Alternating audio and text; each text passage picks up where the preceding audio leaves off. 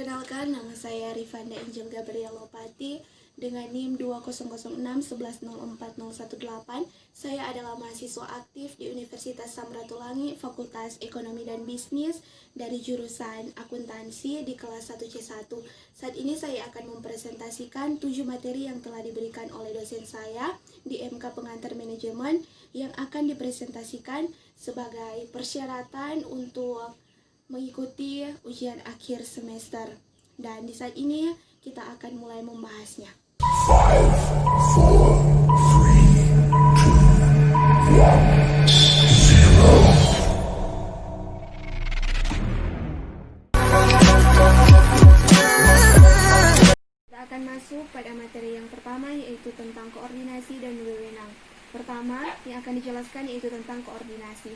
Pengertian koordinasi dikutip dari pernyataan G.R. Terry, pengertian koordinasi adalah suatu usaha yang sinkron dan teratur untuk menyediakan jumlah dan waktu yang tepat dan mengarahkan pelaksanaan untuk menghasilkan suatu tindakan yang seragam dan harmonis pada sasaran yang telah ditentukan. B. Masalah-masalah pencapaian koordinasi yang efektif dan pendekatannya. Masalah-masalah pencapaian koordinasi yang efektif dibagi ke dalam 4 tipe perbedaan yang ditentukan dalam sikap dan cara kerja, yaitu perbedaan dalam orientasi terhadap tujuan tertentu, perbedaan dalam orientasi waktu, perbedaan dalam orientasi antar pribadi, dan perbedaan dalam formalitas struktur. Selanjutnya, pendekatan-pendekatan untuk mencapai koordinasi yang efektif. Komunikasi adalah kunci koordinasi yang efektif. Koordinasi secara langsung tergantung pada perolehan, penyebaran, dan pemrosesan informasi. Semakin besar ketidakpastian tugas yang dikoordinasi, semakin membutuhkan informasi. Pada dasarnya, koordinasi merupakan pemrosesan informasi. Selanjutnya, pada bagian C, mekanisme-mekanisme pengkoordinasian dasar yang dibagi ke dalam 3, yaitu hierarki manajerial, aturan dan prosedur, rencana dan penetapan tujuan. D. Peningkatan koordinasi potensial. Koordinasi ini dapat ditingkatkan melalui 2 cara, yaitu sistem informasi vertikal dan hubungan-hubungan lateral atau horizontal. Sistem informasi vertikal adalah peralatan melalui mana data disalurkan melewati tingkatan-tingkatan organisasi. Kedua, hubungan-hubungan lateral yang melalui pemotongan rantai perintah. Hubungan-hubungan lateral membiarkan informasi dipertukarkan dan keputusan dibuat pada tingkat hierarki di mana informasi yang dibutuhkan ada. Yang kedua yang akan dibahas dalam materi ini yaitu tentang wewenang. Dalam suatu organisasi, dalam setiap tindakan, manajerial mempunyai wewenang tertentu berkaitan dengan bidang tugasnya. Oleh karenanya, penggunaan wewenang secara bijaksana merupakan faktor penting bagi efektivitas organisasi. Tanpa suatu sistem wewenang, suatu organisasi tidak akan berfungsi. Jadi, yang dimaksud dengan wewenang atau authority adalah hak untuk melakukan sesuatu atau memerintah orang lain untuk melakukan atau tidak melakukan sesuatu agar tercapai suatu tujuan tertentu dalam organisasi.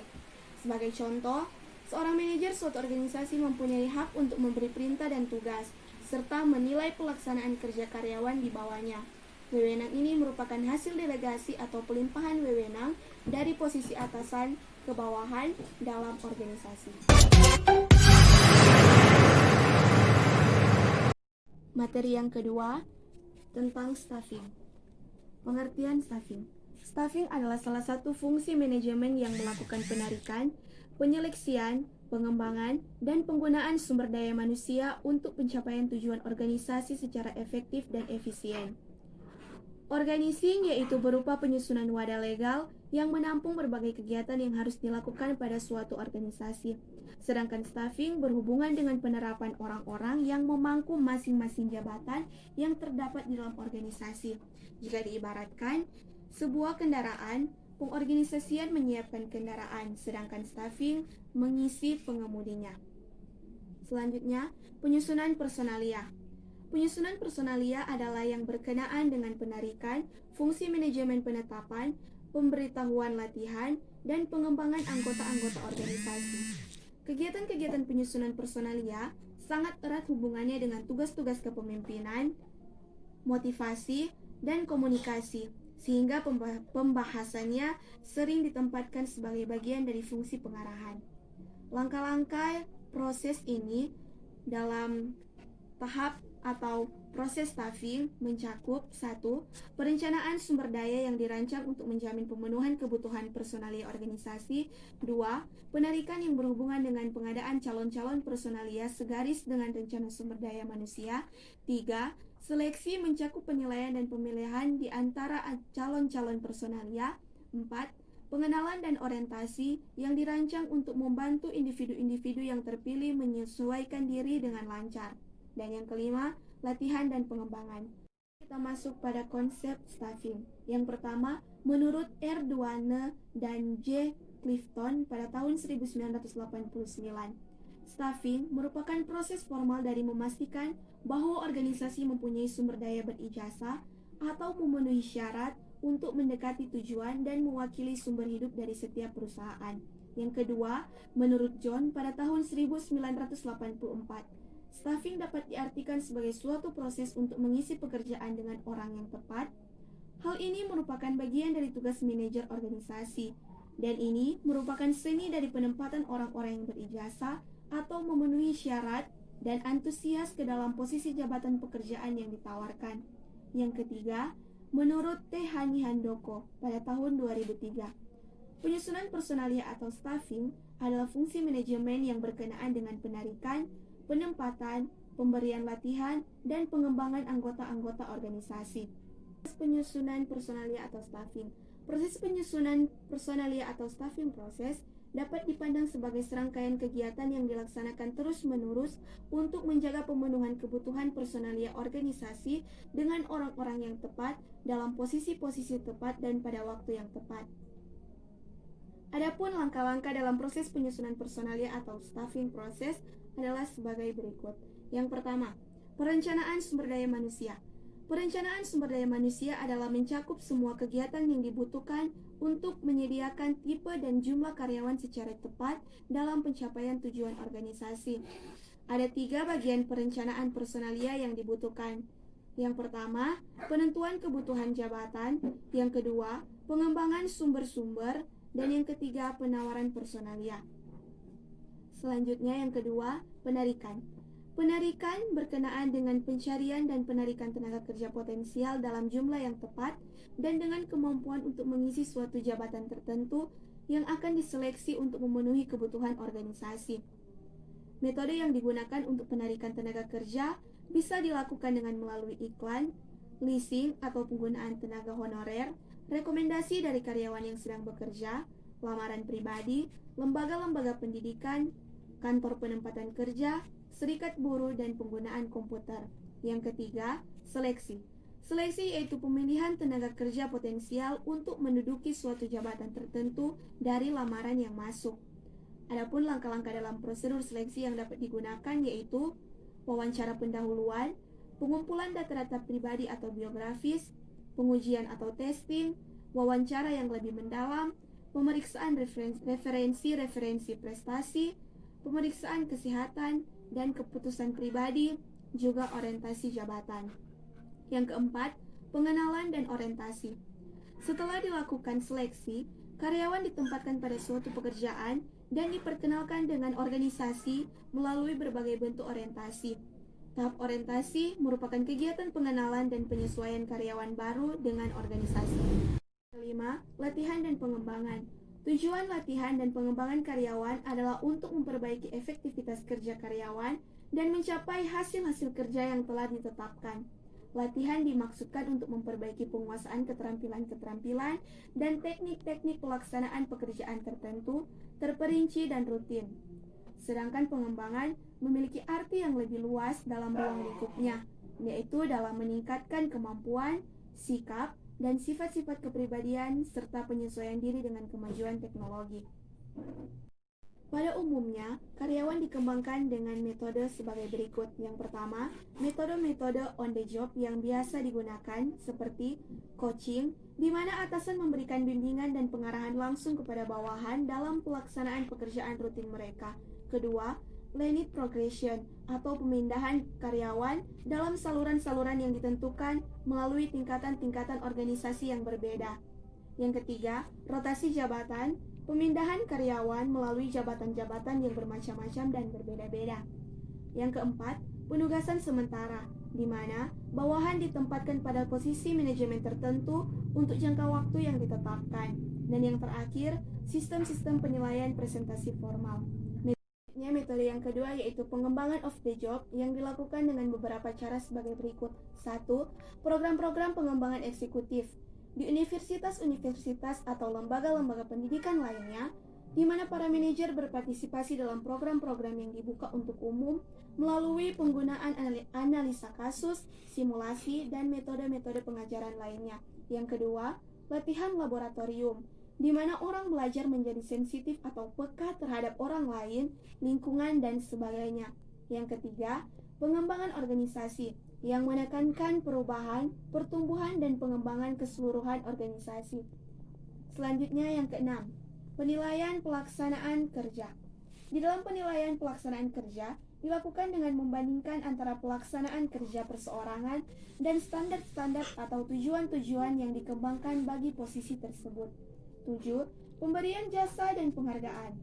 Pemberian jasa dan penghargaan yang disediakan bagi karyawan sebagai kompensasi pelaksanaan kerja dan sebagai motivasi bagi pelaksanaan di waktu yang akan datang.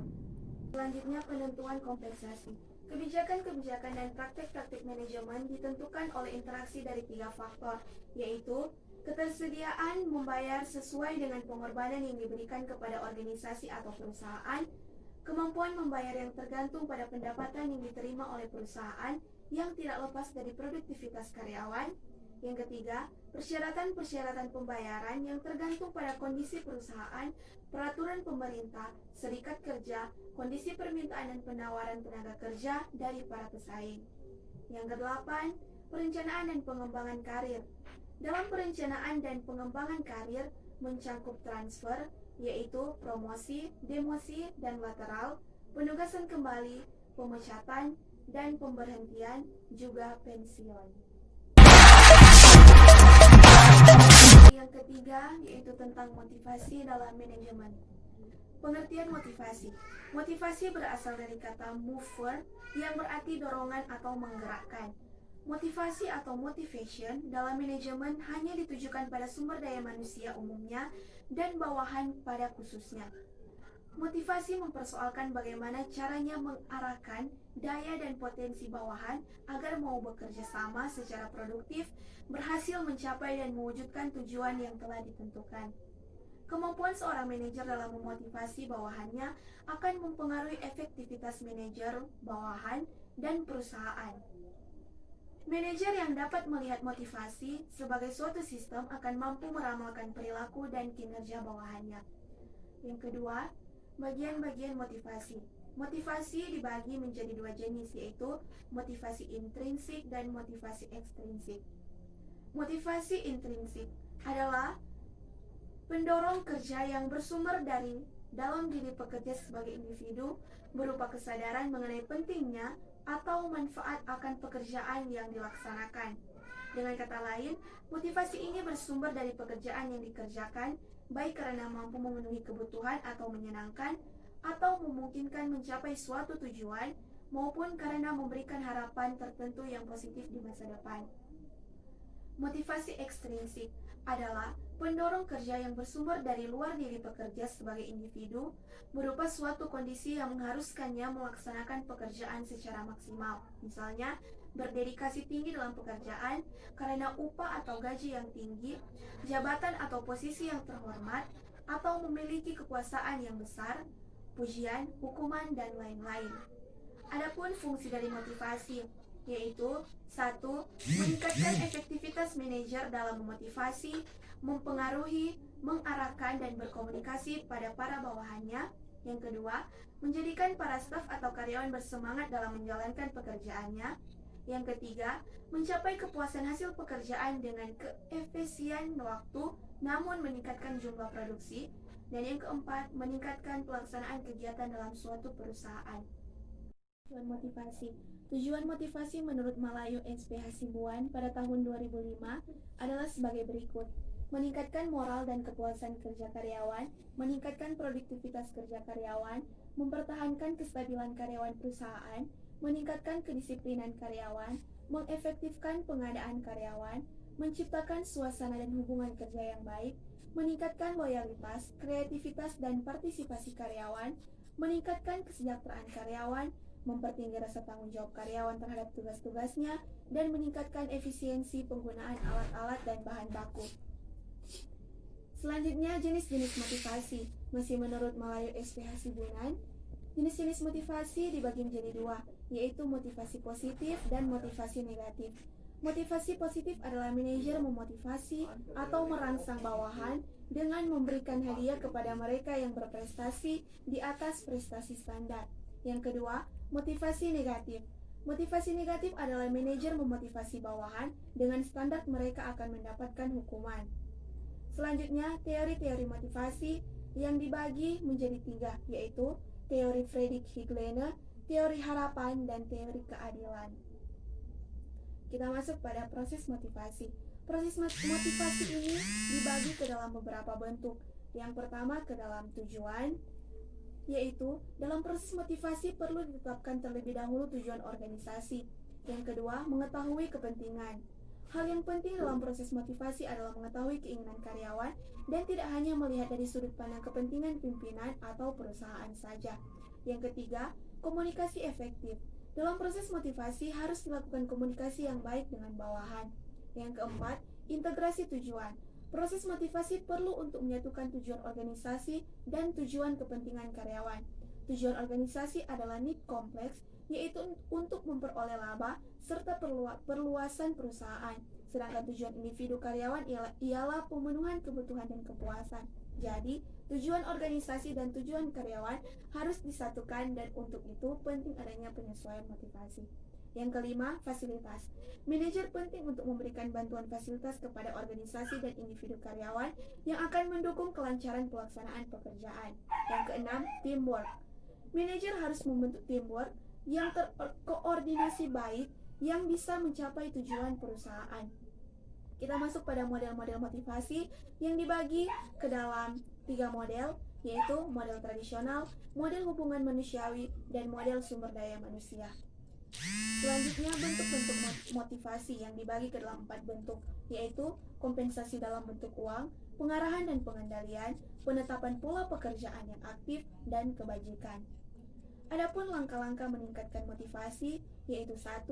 Memberikan training kepada karyawan, 2.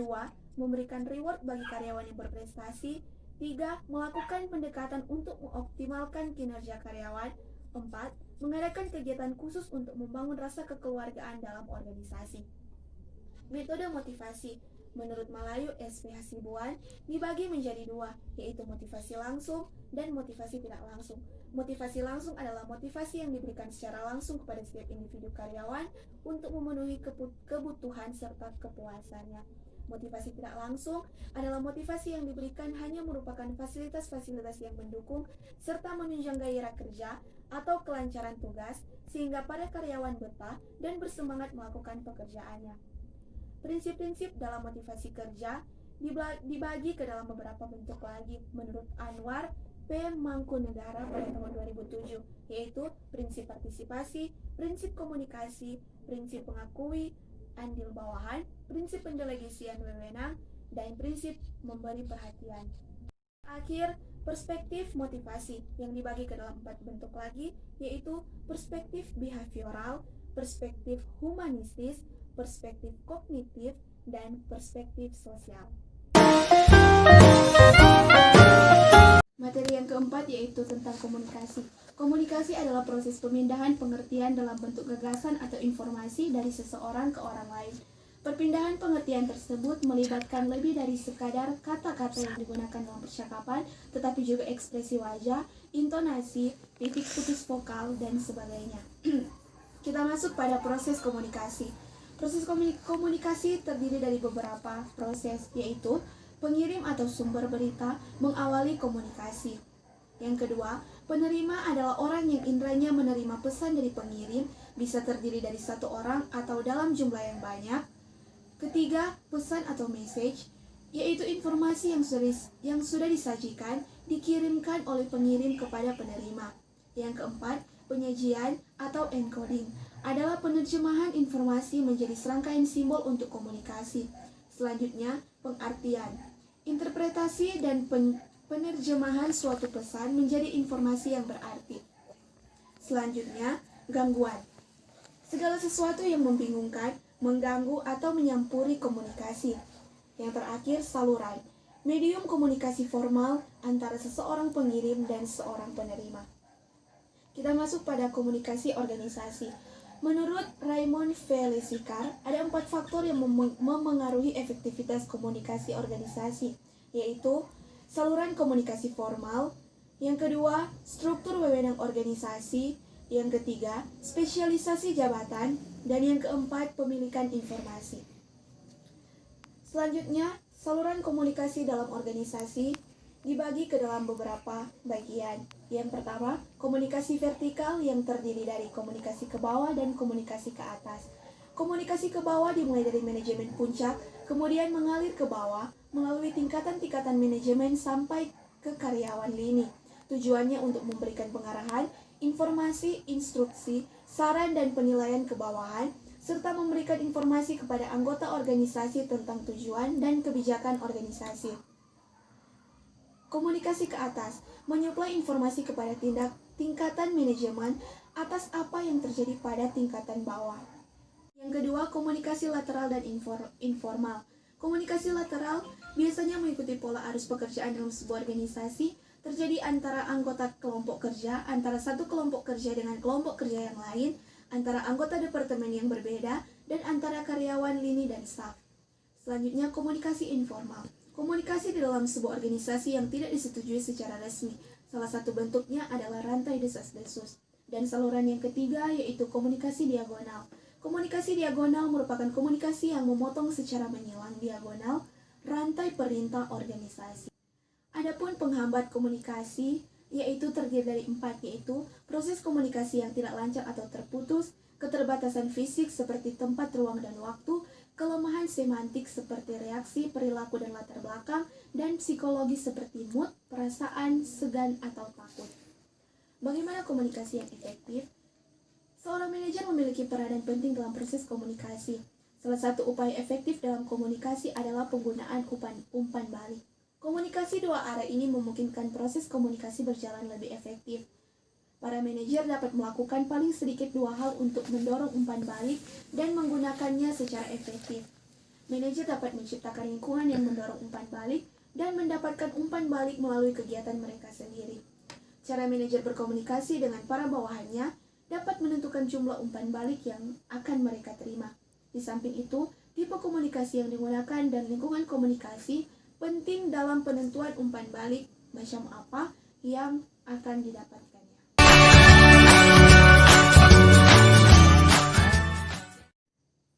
Materi yang kelima yaitu tentang kepemimpinan.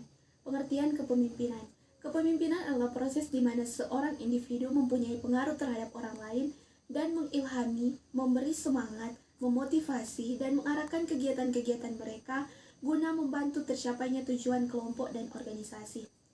Selanjutnya, pengertian manajemen. Manajemen dalam bahasa Inggris berarti mengelola atau mengatur. Manajemen diartikan sebagai ilmu, kiat, dan profesi. Manajemen merupakan suatu sistem yang setiap komponennya menampilkan sesuatu untuk memenuhi kebutuhan. Manajemen sebagai sistem memiliki fungsi-fungsi pokok, yaitu perencanaan atau planning, pengorganisasian atau organizing, pelaksanaan atau actuating, dan pengawasan atau controlling. Perbedaan kepemimpinan dan manajemen. Kepemimpinan dan manajemen seringkali disamakan pengertiannya oleh banyak orang. Pada hakikatnya, kepemimpinan mempunyai pengertian agak luas dibandingkan dengan manajemen. Dalam arti yang luas, kepemimpinan dapat digunakan setiap orang dan tidak hanya terbatas berlaku dalam suatu organisasi atau kantor tertentu. Kepemimpinan adalah kegiatan untuk mempengaruhi perilaku orang lain atau seni untuk mempengaruhi perilaku manusia, baik perorangan maupun kelompok. Adapun perbedaan kepemimpinan dan manajemen berdasarkan tugas, yaitu yang pertama kepemimpinan. Kepemimpinan mengarahkan pada kemampuan individu, merupakan kualitas hubungan, diarahkan untuk mencapai keinginan, bersifat hubungan personal dan menggantungkan diri pada sumber daya yang ada pada dirinya. Sedangkan manajemen mengarahkan pada sistem dan mekanisme, merupakan fungsi status kewenangan, diarahkan untuk mencapai tujuan, bersifat hubungan interpersonal, dan menggantungkan diri pada daya dan dana yang ada. Adapun fungsi-fungsi manajemen dibagi ke dalam 6 bentuk atau 6 kelompok, yaitu fungsi perencanaan, fungsi memandang ke depan, fungsi pengembangan loyalitas, fungsi pengawasan, fungsi mengambil keputusan, dan fungsi memberi motivasi. Tipe-tipe kepemimpinan. Yang pertama, otokratis. Pemimpin yang demikian bekerja keras, sungguh-sungguh teliti dan tertib. Ia bekerja menurut peraturan yang berlaku dengan ketat dan instruksinya harus ditaati. Yang kedua, kepemimpinan demokratis. Pemimpin yang demokratis menganggap dirinya sebagai bagian dari kelompoknya dan bersama-sama dengan kelompoknya berusaha bertanggung jawab tentang pelaksanaan tujuannya, agar setiap anggota turut serta dalam setiap kegiatan-kegiatan, perencanaan, penyelenggaraan, pengawasan, dan penilaian. Setiap anggota dianggap sebagai potensi yang berharga dalam usaha pencapaian tujuan yang diinginkan. Yang ketiga, laissez-faire atau pemimpin yang bertipe demikian ini segera setelah tujuan diterangkan pada bawahannya untuk menyerahkan sepenuhnya pada para bawahannya untuk menyelesaikan pekerjaan-pekerjaan yang menjadi tanggung jawabnya. Ia hanya akan menerima laporan-laporan hasilnya dengan tidak terlampau turut campur tangan atau tidak terlalu mau ambil inisiatif. Semua pekerjaan itu tergantung pada inisiatif dan prakarsa dari para bawahannya, sehingga dengan demikian dianggap cukup dapat memberikan kesempatan pada para bawahannya bekerja bebas tanpa kekangan. Ada beberapa syarat seorang pemimpin yang baik. Yang pertama, pendidikan umum yang luas. Kedua, pemimpin yang baik adalah pemimpin yang generalis yang baik juga. Yang ketiga, kemampuan berkembang secara mental. Yang keempat, ingin tahu. Yang kelima, kemampuan analitis. Yang keenam, memiliki daya ingat yang kuat. Yang ketujuh, mempunyai kapasitas integratif. Yang kedelapan, keterampilan berkomunikasi. Yang kesembilan, keterampilan mendidik. Kesepuluh, personalitas dan objektivitas. Kesebelas, mempunyai naluri untuk prioritas. Dan yang terakhir, sederhana dan sebagainya. Organisasi, budaya organisasi, dan manajemen konflik. Yang pertama yang akan kita bahas adalah tentang pengembangan organisasi dalam manajemen. Pengembangan organisasi adalah strategi intervensi yang memanfaatkan proses kelompok untuk berfokus pada budaya organisasi secara menyeluruh dalam rangka melakukan perubahan yang diinginkan. Mula-mula orang berkumpul, di antara mereka mengusulkan untuk membentuk sebuah organisasi. Karena orang-orang dalam organisasi berasal dari beragam latar belakang yang berbeda, maka terjadilah sebuah konflik internal antar mereka. Peristiwa ini disebut dengan badai organisasi. Yang kedua, untuk menyelesaikan masalah tersebut, orang-orang yang ada dalam organisasi itu aturan yang harus ditaati oleh setiap anggota organisasi. Kesepakatan ini disebut dengan norma. Dengan adanya norma ini diharapkan kinerja organisasi dapat berkembang dan mampu mewujudkan apa yang dicita-citakan organisasi. Adapun tujuan pengembangan organisasi yaitu menciptakan keharmonisan hubungan kerja antara pimpinan dengan staf anggota organisasi, menciptakan kemampuan memecahkan persoalan organisasi secara lebih terbuka, menciptakan keterbukaan dalam berkomunikasi, merupakan semangat kerja para anggota organisasi, dan kemampuan mengendalikan diri. Yang kedua yang kita bahas dalam materi ini yaitu tentang budaya organisasi. Budaya berasal dari bahasa Latin atau colere yang artinya mengolah atau mengerjakan. Kemudian dalam bahasa Inggris disebut dengan kultur yang artinya cara atau pola hidup masyarakat. Secara terminologis, budaya adalah suatu hasil dari budi dan atau daya, cipta, karya karsa, pikiran dan adat istiadat manusia yang secara sadar maupun tidak dapat diterima sebagai suatu perilaku yang beradab. Adapun pengertian budaya organisasi yang mengandung dua pengertian, yaitu nilai-nilai inti dalam organisasi yang dipegang secara intensif dan dianut bersama secara meluas anggota organisasi. Yang kedua, sebuah sistem bersama yang dianut oleh para anggota yang membedakan suatu organisasi dari organisasi-organisasi lainnya. Kita masuk pada langkah-langkah untuk bagaimana memperkuat budaya organisasi yang dapat ditempuh dalam 7 langkah seperti 1. Memantapkan nilai-nilai dasar budaya organisasi. 2. Melakukan pembinaan terhadap anggota organisasi. 3. Memberikan contoh atau teladan. 4. Membuat acara-acara rutinitas. 5. Memberikan penilaian dan penghargaan. 6. Tanggap terhadap masalah eksternal dan internal. 7. Koordinasi dan kontrol.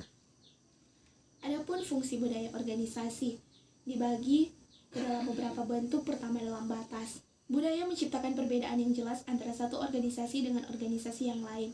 Selanjutnya, identitas. Budaya membawa suatu identitas bagi anggota-anggota dalam organisasi. Ketiga, komitmen.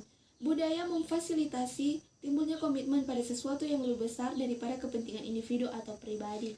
Selanjutnya, stabilitas. Budaya merupakan perekat sosial yang membantu mempersatukan organisasi dengan memberikan standar-standar yang tepat untuk dilakukan oleh karyawan.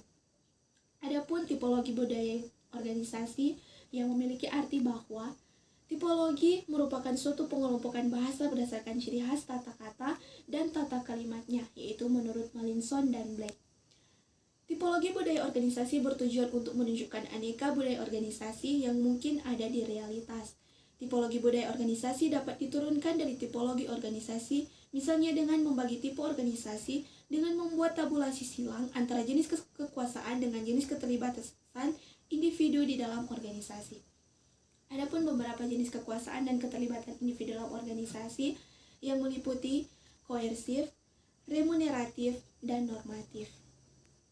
Tipologi budaya organisasi ini juga terbagi ke dalam 3 bentuk, yaitu organisasi koersif, organisasi utilitarian, dan organisasi normatif. Yang ketiga yang kita bahas dalam materi ini adalah manajemen konflik. Pertama, pengertian manajemen konflik.